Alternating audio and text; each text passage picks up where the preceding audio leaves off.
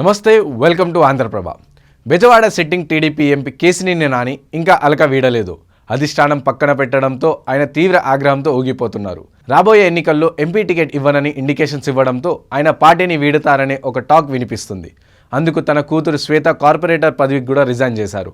తాజాగా కేశినేని భవన్కు ఉన్న చంద్రబాబు ఫోటోలు అండ్ ఫ్లెక్సీలను తొలగించి వాటి ప్లేస్లో కేశినేని నాని, శ్వేత, ఎన్టీఆర్ ఫోటోలను ఏర్పాటు చేశారు. ఫ్లెక్సీలను చేంజ్ చేస్తున్న వీడియోలు ఇప్పుడు సోషల్ మీడియాలో వైరల్గా మారాయి.